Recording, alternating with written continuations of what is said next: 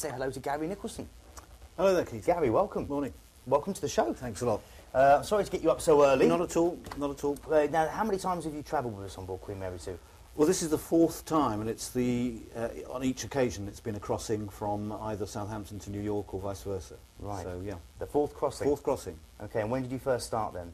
2007. 2007. That okay. was one then, and then two in 2008, and this is number 4. Number 4. Are you still enjoying it? Absolutely, every day, every moment. Is it just a holiday, or is it a way of you getting over to travel to... No, it's a holiday, and it was fairly last minute in a way, but I managed to find some time off work, and here I am. Fantastic. So what are you doing once you get to New York?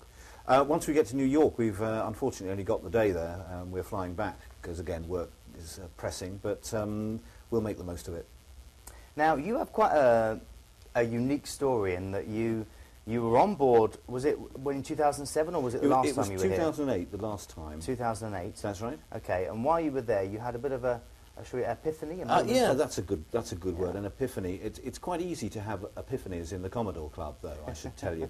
I was sitting there with my wife one afternoon, having a cocktail and chatting as you do, and we came up with the idea of a couple of characters who might possibly fit into a novel. Right. I mean, actually, when you look at the QM2, you look at the locations and you look at the people, it's almost impossible not to be inspired to write a novel when you're on board, because there are so many, different sort of catalysts for creativity.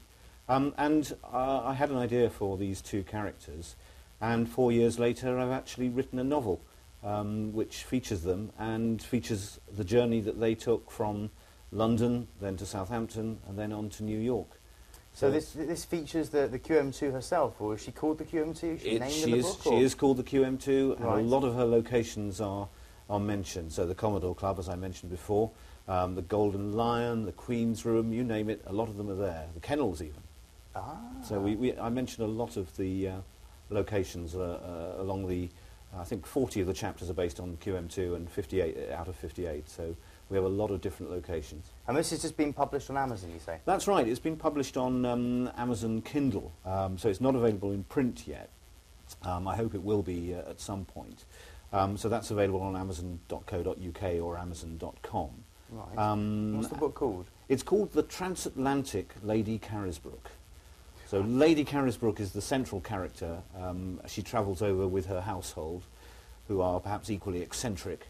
She is rather partial to a drink, I have to say, and that's why I think the Commodore Club is her natural home.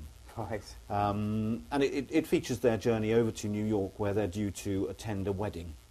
And is it written in the present day, or is it? It is, yeah. Right. I would say, I mean, the style is probably a little bit old-fashioned. It's probably more P.G. Wodehouse or Saki or something like that.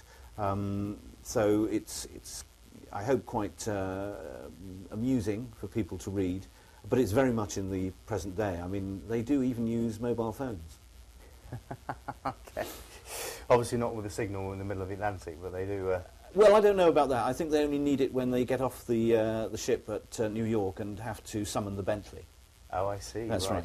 So is it a murder mystery, or is it just a... It's not a murder mystery, but it is a mystery, and there's almost a murder, shall we say. I don't want to give too much away, but there's definitely an element of crime involved, and an element of solving that crime. But, of course, with all good crime stories, I hope good crime stories, then there's a twist or two or three. Right. And has this inspired you to write any more? Or Yes, I've started writing another Lady Carisbrooke story. I've grown very fond of her over the last couple of years since I've written the Transatlantic Lady Carisbrooke. So there will definitely be more in the series as I find time. And this will feature, what, the Orient Express next time? Or, do you know what? The Orient Express is definitely on the list. Is it? It's definitely on the list, but the next one will feature an island off the coast of Devon. Ah, there we go. Very nice. There might be an element of Dartmoor as well, but Devon will feature prominently.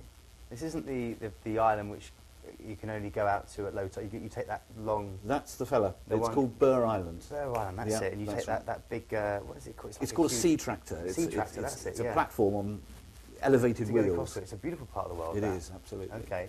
And this is where Lady Carisbrooke goes next, is That's right. That's her next next mission, shall we say. So I'm looking forward to completing that, and perhaps in a year or so we'll see that on the shelves. Fantastic. So the Transatlantic Lady Carisbrooke, available on Amazon Kindle.